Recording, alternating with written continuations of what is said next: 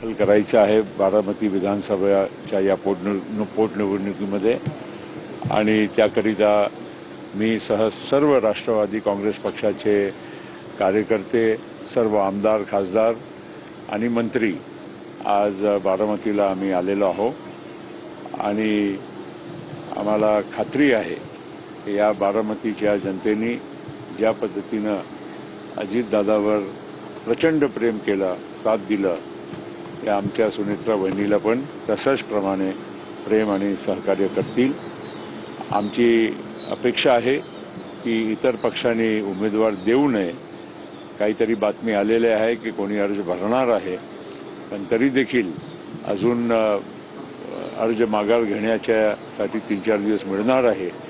आमच्या प्रयत्नही राहतील, आम्ही विनंती पण करणार आणि आशा करतो की सर्व लोक आमच्या सुनेत्रा वहिनीला बिनविरोध निवडून द्यावं, हीच आमच्या नेत्या अजितदादांना खरी श्रद्धांजली राहील। लक्ष्मण हाकेंनी काही वेळापूर्वी माघारी घेतली आहे। एकंदरीत काँग्रेस निवडणूक लढवण्यावरती ठाम आहे।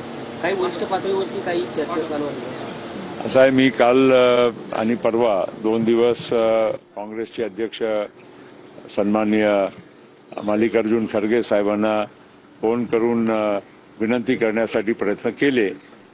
ते कुठेतरी केरळमध्ये आणि इतर ठिकाणी प्रचारामध्ये होते।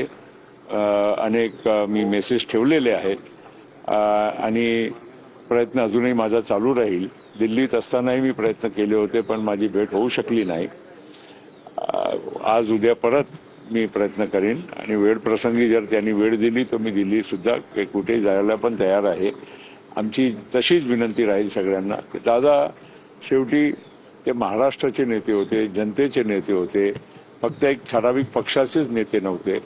त्यांच्या अंतिम विधीला आपण बघितलं की ज्या प्रकारे प्रचंड म्हणजे जनसागर इथे आला होता त्यांना श्रद्धांजली वाहिला। हे खऱ्या अर्थानं महाराष्ट्राचे नेते होते आणि त्यामुळे त्यांना या पक्ष या राष्ट्रवादीच्या त्या छोट्याशा दायऱ्यामध्ये न बघता आमच्या सुनेत्रा वहिनीला पण त्याच प्रकारे सगळ्यांनी बघितलं आणि निवडून दिलं, बिनविरोध निवडून दिलं, तर हेच दादाला खरी श्रद्धांजली राहील। सर दुसरं महत्वाचं मराठीमध्ये काही विरोधाचे बॅनर लागले होते तुमच्या आणि असं आहे, मी माझ्या स्वभाव महाराष्ट्राला माहीत आहे, तुम्हाला सगळ्यांना माहीत आहे। मी कधीही अशा कुठल्याही गोष्टीच्यावर मी प्रतिक्रिया माझी देत नसते। तथ्य असेल तिथे मी प्रतिक्रिया जरूर देईन। बाकी अशा म्हणजे लोकांना कोणाच्या पोटदुखी होत असेल, कोणाला काही दुसरा प्रॉब्लेम असेल, त्याच्याबद्दल मी काय सांगू शकतो।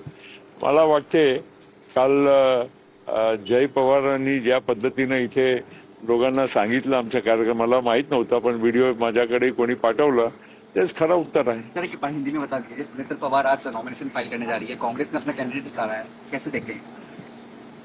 हमारे नेता दिवंगत आदरणीय अजितदादा पवार के दुखद निधन के बाद बारामती में आज इसी विधानसभा के बाई इलेक्शन हो रहे हैं और उसके नामांकन के लिए हमारी नेता, पार्टी के अध्यक्ष, महाराष्ट्र की उप मुख्यमंत्री श्रीमती सुनेत्रा